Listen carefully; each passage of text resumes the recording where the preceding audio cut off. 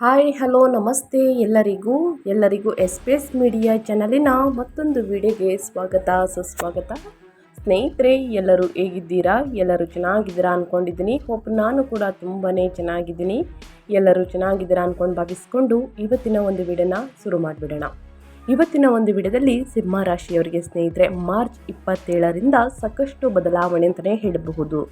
ಶನಿ ಸಂಚಾರದಿಂದ, ಶನಿ ಗ್ರಹ ಸ್ಥಾನ ಬದಲಾವಣೆಯಿಂದ ಸ್ನೇಹಿತರೆ ಶನಿ ದೇವರ ಪವಾಡವೇ ನಡೆಯಲಿದೆ ಅಂತಲೇ ಹೇಳ್ಬೋದು ಸಿಂಹ ರಾಶಿಯವರಿಗೆ. ಸ್ನೇಹಿತರೆ, ಮಾರ್ಚ್ ತಿಂಗಳು ಪ್ರತಿಯೊಬ್ಬ ರಾಶಿಯವರಿಗೂ ಒಂದು ತಿರುವನ್ನು ನೀಡುವಂತಹ ತಿಂಗಳು. ಏಕೆಂದರೆ ಹೊಸ ವರ್ಷ ಅಂದರೆ ಯುಗಾದಿ ಸ್ನೇಹಿತರೆ ನಮಗೆ ಮಾರ್ಚ್ ತಿಂಗಳಲ್ಲಿ ಬಿದ್ದಿರುವ ಕಾರಣ ಮತ್ತು ರಾಮನವಮಿ ಕೂಡ ಸ್ನೇಹಿತರೆ 2027ನೇ ತಾರೀಕು ಇರುವ ಕಾರಣ ಸಾಕಷ್ಟು ಗ್ರಹಗಳ ಸಂಚಾರ ಸ್ಥಾನ ಬದಲಾವಣೆಯಿಂದಾಗುವಂತಹ ಪ್ರಭಾವದಿಂದ ಸಂಯೋಗದಿಂದ ಸಾಕಷ್ಟು ಯೋಗಗಳು ಶುರುವಾಗಲಿದೆ. ಆ ಕಾರಣದಿಂದ ಮಾರ್ಚ್ ತಿಂಗಳು ಪ್ರತಿಯೊಬ್ಬ ರಾಶಿಯವರಿಗೂ ಒಂದಲ್ಲ ಒಂದು ರೀತಿಯಲ್ಲಿ ತಿರುವನ್ನು ನೀಡಲಿದೆ. ಅದರಲ್ಲಿ ಸಿಂಹ ರಾಶಿಯವರು ಒಬ್ಬರು ಅಂತಲೇ ಹೇಳ್ಬೋದು. ಹಾಗಿದ್ರೆ ಸಿಂಹ ರಾಶಿಯವರು ಏನೆಲ್ಲ ಅದೃಷ್ಟದ ಫಲಗಳನ್ನು ಗಳಿಸಲಿದ್ದೀರಿ, ಯಾವುದರ ಬಗ್ಗೆ ಎಚ್ಚರಿಕೆ ವಹಿಸಬೇಕು ಅನ್ನೋದನ್ನ ಕಂಪ್ಲೀಟಾಗಿ ಇದೇ ವಿಡಿಯೋದಲ್ಲಿ ತಿಳಿಸ್ಕೊಡ್ತಾ ಹೋಗ್ತೀನಿ. ಇದನ್ನೆಲ್ಲ ತಿಳ್ಕೋಬೇಕು, ಸಣ್ಣ ಪುಟ್ಟ ಪರಿಹಾರಗಳನ್ನೆಲ್ಲ ಫಾಲೋಅಪ್ ಮಾಡಬೇಕು ಅಂದರೆ ಎಲ್ಲೂ ಕೂಡ ವಿಡಿಯೋನ ಸ್ಕಿಪ್ ಮಾಡಬಾರ್ದು.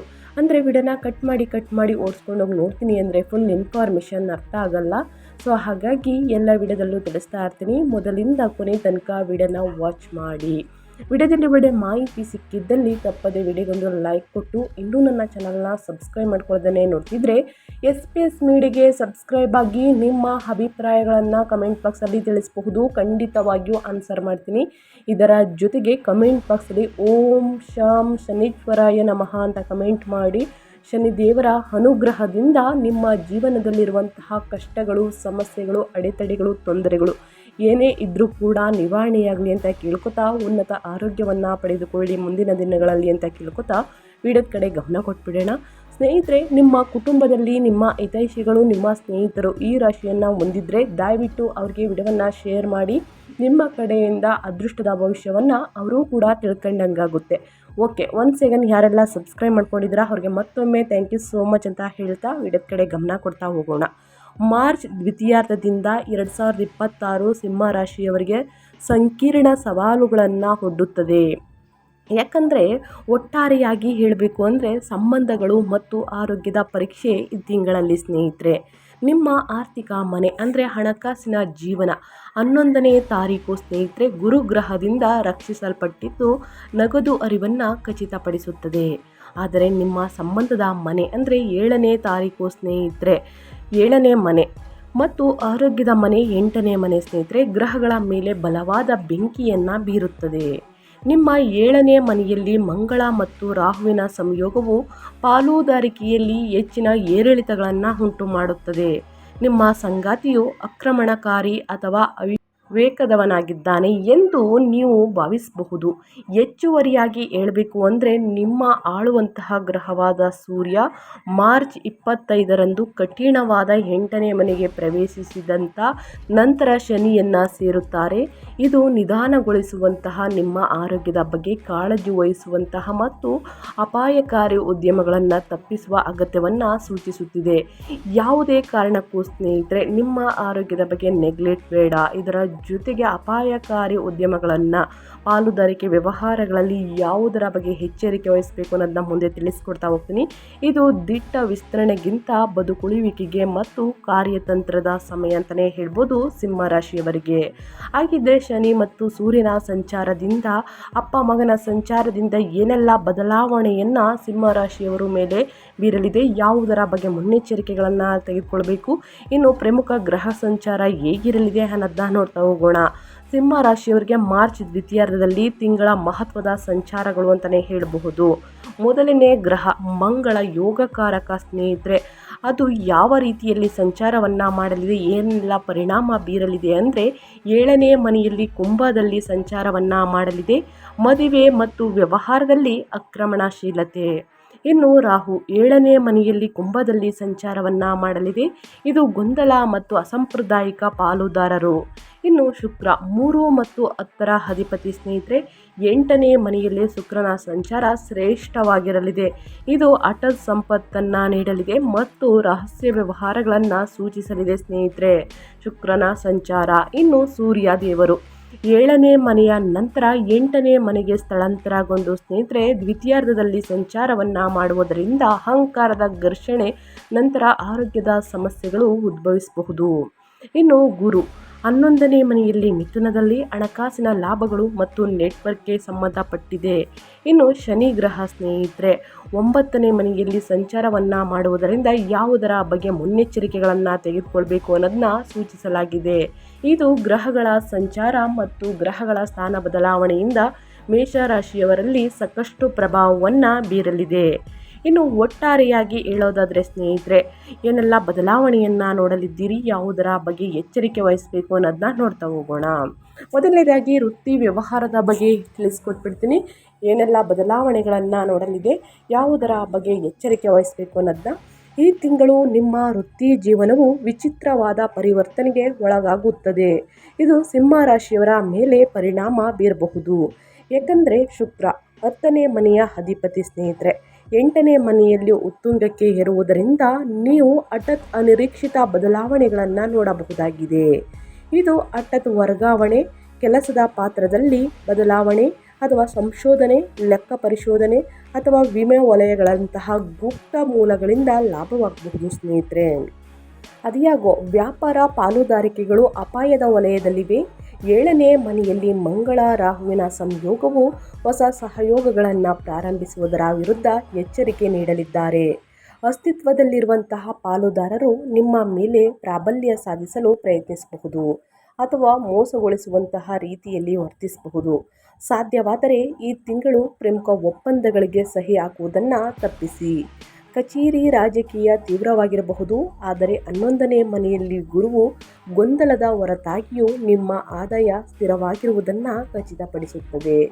ವೃತ್ತಿಯಲ್ಲಿ ಮತ್ತು ಸ್ನೇಹಿತರೆ ನಿಮ್ಮ ಉದ್ಯೋಗದಲ್ಲಿ ಯಾವುದರ ಬಗ್ಗೆ ಎಚ್ಚರಿಕೆ ವಹಿಸಬೇಕು. ಇನ್ನು ವ್ಯಾಪಾರ ವ್ಯವಹಾರದಲ್ಲಿ ಯಾವುದಕ್ಕೂ ಸ್ನೇಹಿತರೆ ಮಾರ್ಚ್ 27ರಲ್ಲಿ ನಿರ್ಧಾರಗಳನ್ನು ತೆಗೆದುಕೊಳ್ಬೇಡಿ. ಮುಂದಿನ ತಿಂಗಳ ತನಕ ಕಾಯುವುದು ಉತ್ತಮ. ಅಥವಾ ನಾವು ವ್ಯಾಪಾರ ವ್ಯವಹಾರದಲ್ಲಿ ಹೂಡಿಕೆಯನ್ನು ಮಾಡಬೇಕು ಅನ್ನೋದಾದರೆ ಸ್ನೇಹಿತರೆ ಏನು ಮಾಡಬೇಕು ಅಂದರೆ ಹಿರಿಯರ ಮಾರ್ಗದರ್ಶನವನ್ನು ತೆಗೆದುಕೊಂಡು ಹೂಡಿಕೆಯನ್ನು ಮಾಡಿ. ಖಂಡಿತವಾಗಿಯೂ ಇದರಿಂದ ಮುಂದಿನ ದಿನಗಳಲ್ಲಿ ಲಾಭ ಸಿಗಲಿದೆ. ದುಡುಕಿನ ನಿರ್ಧಾರಗಳನ್ನು ತೆಗೆದುಕೊಳ್ಬೇಡಿ ಎಂದು ಗ್ರಹಗಳ ಸೂಚನೆ. ಸೊ ಇದರ ಬಗ್ಗೆ ಸ್ವಲ್ಪ ಎಚ್ಚರಿಕೆ ಇರಲಿ ಅಂತ ಹೇಳ್ತಾ, ಇನ್ನು ನಿಮ್ಮ ಆರ್ಥಿಕ ಜೀವನ ಅಂದರೆ ಹಣಕಾಸಿನ ಬಗ್ಗೆ ಹೇಳೋದಾದರೆ ಏನೆಲ್ಲ ಬದಲಾವಣೆಯನ್ನು ಸಿಂಹರಾಶಿಯವರು ನೋಡಲಿದ್ದೀರಿ, ಯಾವುದರ ಬಗ್ಗೆ ಮುನ್ನೆಚ್ಚರಿಕೆಗಳನ್ನು ತೆಗೆದುಕೊಳ್ಬೇಕು ಅನ್ನೋದನ್ನ ನೋಡ್ತಾ ಹೋಗೋಣ. ಆರ್ಥಿಕವಾಗಿ ಇದು ಅಚ್ಚರಿಯ ತಿಂಗಳು. ಮೇಲ್ನೋಟಕ್ಕೆ ಇದು ಅಸ್ತವ್ಯಸ್ತವಾಗಿ ಕಾಣುತ್ತದೆ, ಆದರೆ 8ನೇ ಮನೆಯಲ್ಲಿ ಶುಕ್ರ ಗ್ರಹವು 11ನೇ ಮನೆಯಲ್ಲಿ ಗುರು ಗ್ರಹವು ಜೊತೆಗೆ ಸೇರಿ ಸಂಪತ್ತಿಗೆ ಪ್ರಬಲವಾದ ವಿಪರೀತ ರಾಜಯೋಗ ಪರಿಣಾಮವನ್ನು ಸೃಷ್ಟಿಸುತ್ತದೆ. ನೀವು ಗಳಿಸಿದ ಹಣವನ್ನು ಪಡೆಯುವ ಸಾಧ್ಯತೆ ಇದೆ ಸ್ನೇಹಿತರೆ. ಇದು ಆನುವಂಶಿಕತೆ, ಪ್ರಬುದ್ಧ ವಿಮಾ ಪಾಲಿಸಿ, ತೆರಿಗೆ ಮರುಪಾವತಿ ಅಥವಾ ನೀವು ತ್ಯಜಿಸಿದ ಬೋನಸ್ ಆಗಿರಬಹುದು. ಅದಿಯಾಗೋ 8ನೇ ಮನೆಯಲ್ಲಿ ಶನಿಯು ಹಣ ಬಂದಾಗ ಅದು ಅಧಿಕಾರಶಾಹಿಯಲ್ಲಿ ಸಿಲುಕಿಕೊಳ್ಳಬಹುದು ಅಥವಾ ಹಠಾತ್ ದುರಸ್ತಿ ಮತ್ತು ನಿಮ್ಮ ಆರೋಗ್ಯ ಸಮಸ್ಯೆಗಳಿಗೆ ಅತಿ ಹೆಚ್ಚಾಗಿ ಖರ್ಚು ಮಾಡಬಹುದು ಎಂದು ಸೂಚಿಸುತ್ತಿದೆ. ಇನ್ನು ಷೇರು ಮಾರುಕಟ್ಟೆಯಲ್ಲಿ ಸ್ನೇಹಿತರೆ ರಾಹುವಿನ ಪ್ರಭಾವ. ಊಹಾಪೋಹ ಮಾಡಬೇಡಿ, ಏಕೆಂದರೆ ನಷ್ಟಗಳು ಹಠಾತ್ತಾಗಿರಬಹುದು. ಸುರಕ್ಷಿತ ಸ್ವತ್ತುಗಳಿಗೆ ಅಂಟಿಕೊಳ್ಳಿ ಸ್ನೇಹಿತರೆ. ಮುಂದಿನ ದಿನಗಳಲ್ಲಿ ಹಣಕಾಸಿನ ಪ್ರಾಬ್ಲಮ್ ಎದುರಾಗಬಾರ್ದು ಅಂದರೆ ನಿಮ್ಮ ಕೈಯಲ್ಲಾದಷ್ಟು ಉಳಿತಾಯವನ್ನು ಮಾಡಿ. ನಿಮ್ಮ ಆರೋಗ್ಯದಲ್ಲಿ ಸ್ನೇಹಿತರೆ ಇನ್ನು ಹಠಾತ್ ಸಮಸ್ಯೆಗಳು, ಸೊ ಇದರಿಂದ ಸಾಕಷ್ಟು ಹಣವನ್ನು ಖರ್ಚು ಮಾಡಲಿದ್ದೀರಿ, ಅಂದರೆ ನಿಮ್ಮ ಹಣ ವ್ಯಯವಾಗಬಹುದು ಸ್ನೇಹಿತರೆ. ಆದಷ್ಟು ಸ್ವಲ್ಪ ಮಟ್ಟಿಗಾದ್ರೂ ಉಳಿತಾಯವನ್ನು ಮಾಡಿ. ಅನಿವಾರ್ಯ ಇದ್ದರೆ ಮಾತ್ರ ಮಾಡಬಹುದು, ನಮ್ಮಲ್ಲಿ ಕೆಪಾಸಿಟಿ ಇದೆ ಮಾಡ್ಬೋದು ಅನ್ನೋದಾದರೆ ಸ್ನೇಹಿತರೆ ಹೂಡಿಕೆಯನ್ನು ಮಾಡಬಹುದು ಅಥವಾ ಹಿರಿಯರ ಮಾರ್ಗದರ್ಶನವನ್ನು ತೆಗೆದುಕೊಂಡು ಹೂಡಿಕೆಯನ್ನು ಮಾಡಿ ಸಿಂಹರಾಶಿಯವರು. ಇನ್ನು ನಿಮ್ಮ ಹೆಲ್ತ್ ಬಗ್ಗೆ ಹೇಳೋದಾದರೆ ಯಾವುದರ ಬಗ್ಗೆ ಮುನ್ನೆಚ್ಚರಿಕೆಗಳನ್ನು ತೆಗೆದುಕೊಳ್ಬೇಕು, ಏನೆಲ್ಲ ಅದೃಷ್ಟದ ಫಲಗಳನ್ನು ಗಳಿಸಲಿದ್ದೀರಿ ಅನ್ನೋದನ್ನ ನೋಡ್ತಾ ಹೋಗೋಣ. ಮಾರ್ಚ್ ತಿಂಗಳಲ್ಲಿ ಸಿಂಹ ರಾಶಿಯವರಿಗೆ ಆರೋಗ್ಯವೇ ಒಂದು ದೊಡ್ಡ ಚಿಂತೆ ಸ್ನೇಹಿತರೆ. ನಿಮ್ಮ ಹೆಲ್ತ್ ಬಗ್ಗೆನೇ ಸಾಕಷ್ಟು ಕಾಳಜಿಯನ್ನು ವಹಿಸಬೇಕಾಗುತ್ತದೆ. ಯಾಕಂದರೆ ನಿಮ್ಮ ಲಗ್ನಾಧಿಪತಿಯಾದಂತಹ ಸೂರ್ಯ ಮಾರ್ಚ್ 15ರಿಂದಲೇ ಸಂಚಾರವನ್ನು ಮಾಡುವ ಕಾರಣ 8ನೇ ಮನೆಗೆ ದೀರ್ಘಾಯುಸ್ಸು ಮತ್ತು ಅನಾರೋಗ್ಯದ ಮನೆ ಅಂತಲೇ ಹೇಳಬಹುದು ಸ್ನೇಹಿತರೆ. ಅನಾರೋಗ್ಯದ ಮನೆಗೆ ಪ್ರವೇಶಿಸುತ್ತಾನೆ ಸೂರ್ಯ ಮತ್ತು ಶನಿಯೊಂದಿಗೆ ಭೇಟಿಯಾಗುತ್ತಾನೆ. ಈ ಸಂಯೋಜನೆಯು ಚೈತನ್ಯವನ್ನು ಕುಂಠಿತಗೊಳಿಸುತ್ತದೆ. ನೀವು ಬೆನ್ನು ನೋವು, ಕಣ್ಣಿನ ಸಮಸ್ಯೆಗಳು ಅಥವಾ ದೀರ್ಘಕಾಲದ ಆಯಾಸದಿಂದ ಬಳಲಬಹುದು ಸಿಂಹರಾಶಿಯವರು. ಇದರ ಜೊತೆಗೆ 1ನೇ ಮನೆಯಲ್ಲಿ ಕೇತು ಮಾನಸಿಕ ಆತಂಕ ಮತ್ತು ರೋಗ ನಿರ್ಣಯ ಮಾಡದ ಲಕ್ಷಣಗಳನ್ನು ಸೃಷ್ಟಿಸುತ್ತದೆ. ಲಗ್ನದಲ್ಲಿ ಮಂಗಳ ಮತ್ತು ರಾಹುವಿನ ಅಂಶವು ಶಾಖ ಸಂಬಂಧಿಸಿದ ಕಾಯಿಲೆಗಳು, ಅಧಿಕ ರಕ್ತದೊತ್ತಡ ಅಥವಾ ಸಣ್ಣ ಅಪಘಾತಗಳ ಅಪಾಯವನ್ನು ಹೆಚ್ಚಿಸುತ್ತದೆ. ಈ ತಿಂಗಳು ನೀವು ದುಡುಕಿನ ಚಾಲನೆ, ಅತಿ ವೇಗ ಹೊಳಿತಲ್ಲ ಮತ್ತು ಸಾಹಸ ಕ್ರೀಡೆಗಳನ್ನು ತಪ್ಪಿಸುವುದು ಉತ್ತಮ. ಸ್ನೇಹಿತರೆ, ಯಾವುದರ ಬಗ್ಗೆ ನಿಮ್ಮ ಹೆಲ್ತ್ ಬಗ್ಗೆ ಎಚ್ಚರಿಕೆ ವಹಿಸಬೇಕು ಮಾರ್ಚ್ ದ್ವಿತೀಯಾರ್ಧದಿಂದ ನನ್ನ ಸಿಂಹರಾಶಿಯವರಿಗೆ ಒಟ್ಟಾರೆಯಾಗಿ ತಿಳಿಸ್ಕೊಟ್ಟಿದ್ದೀನಿ. ಅದುವೇ ನಿಧಾನವಾಗಿ ತಿಳಿಸ್ಕೊಟ್ಟಿದ್ದೀನಿ, ಅರ್ಥವಾಗಿದೆ ಅನ್ಕೋತೀನಿ ಸ್ನೇಹಿತರೆ. ಆದಷ್ಟು ಪ್ರತಿದಿನ ಲಘು ವ್ಯಾಯಾಮವನ್ನು ಮಾಡಿ, ಮೆಡಿಟೇಷನನ್ನು ಮಾಡಿ, ಪ್ರಾಣಾಯಾಮವನ್ನು ಮಾಡಿ. ಉಸಿರಾಟದ ಸಮಸ್ಯೆಗಳಿದ್ದರೆ ಸಂಪೂರ್ಣವಾಗಿ ನಿವಾರಣೆಯಾಗಲಿದೆ. ಇನ್ನು ಕೊನೆಯಲ್ಲಿ ಏನೆಲ್ಲ ಪರಿಹಾರಗಳನ್ನು ಮಾಡಿದರೆ ಒಳಿತಾಗಲಿದೆ ಸಿಂಹರಾಶಿಯವರು ಅನ್ನೋದನ್ನ ತಿಳಿಸ್ಕೊಡ್ತಾ ಹೋಗ್ತೀನಿ. ಆದಷ್ಟು ನನ್ನ ಚಾನಲಲ್ಲಿ ಬರುವಂತಹ ಸಣ್ಣ ಪುಟ್ಟ ಪರಿಹಾರದಿಂದ ದೊಡ್ಡ ಸಮಸ್ಯೆಗಳೇ ನಿವಾರಣೆಯಾಗಲಿದೆ.